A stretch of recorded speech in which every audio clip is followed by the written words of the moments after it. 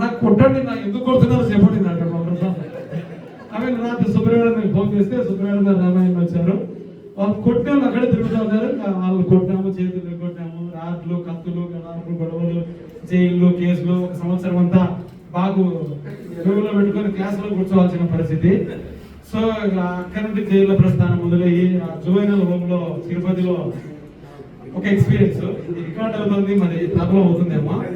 ఒక మాట, జైల్లో ఫోన్ చేసుకోవాలి, అన్ని డబ్బులన్నీ అంటే మళ్ళీ నా దగ్గర 700 ఎన్నో వచ్చినాయి. వాడికి ఇచ్చిన లంచం ఫోన్ చేసుకోవడానికి, ఒక ఫోన్ చేసుకోవడానికి జైల్లో ఉండమని.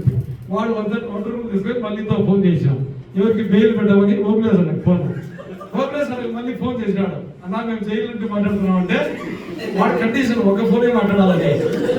ఈ ఓపెనేస్ అనే ఫోన్ చేస్తేనే రే మీటింగ్ లో మళ్ళీ చేయాలి.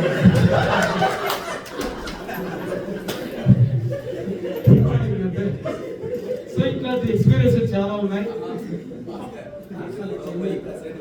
నన్ను ముడిసపోయి మధ్యాహ్నం పూట మా ఫ్రెండ్ కదిరెడ్డి మహేష్ ఉన్నాడు, వాడు వచ్చి పచ్చాల్సిన వాళ్ళు వచ్చి నువ్వే నా భాస్కర్ అంటే లేడు పోయినాడని చెప్పకుండా ఆయన ఏం చెప్పాలంటే పొడిచినాడు. పొడిస్తే ఇక అది వచ్చి వాళ్ళ ఆయన మా వీధికి వచ్చి ఎవరు నా మీరు అని చెప్పి పొద్దుటూరంతా గొడవలు, పేర్లు, సుబ్రహ్మణ్యం, ప్రసాద్ అంతా కాదు రక్త చిత్ర అనుభవాలు. మళ్ళా కడపకు వస్తే జైలుకు దేవరాత్రి ఎన్నిసార్లు పోయినా సెటిల్ చేయకు పోయినాచి దేవర నీ వల్ల నువ్వు పోలీసులు ఉన్నావు. నీకు ఆ కొడుకుంటే జైలే నీకు దేవర ఒకట ఏడుస్తాడు ఒకట.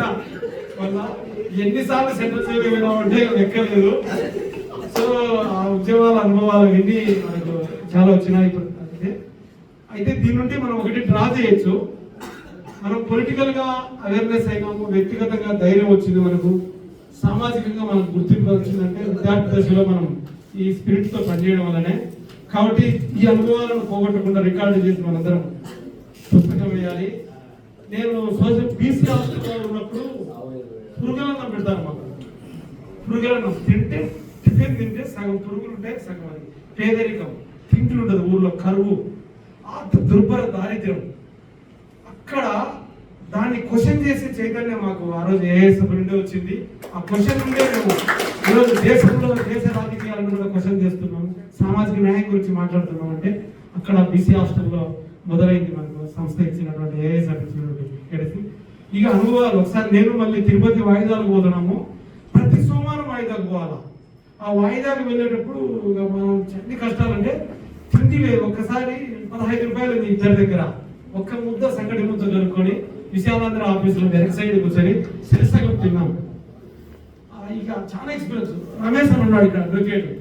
యూనివర్సిటీలో కేసులు అయితే కోర్టుకు వస్తే అసలు టీ దాపి అన్న బెయిల్ పిటిషన్లు పెట్టి వాయిదాలు వేసి రమేష్ అన్న చాలా సపోర్ట్ చేసినాడు.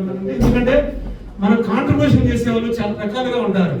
మేము ఉద్యమంలో ప్రతి కేసు అదే అయిన తర్వాత అన్ని కేసులు రమేష్ అన్ననే, మా ఎన్ని కేసులు రమేష్ అన్ననే చేసినాడు. రమేష్ అన్నకు శిరస్సు వహించి ఈ సందర్భంగా ప్రత్యేక సమావేశం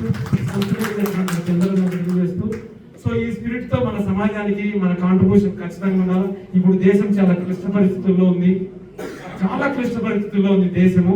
కాబట్టి ఈ దేశాన్ని ఎదుర్కోవాలంటే మనలాంటి ఎక్స్పీరియన్సెస్ ఉన్న వాళ్ళు అంతా ఈరోజు మళ్ళీ మనం రాయడము, చదవడం మొదలుకొని రాజకీయాల్లో మనం ఏదో ఒక పాత్ర పోషించినప్పుడే ఈ దేశం ఇప్పుడు మరొక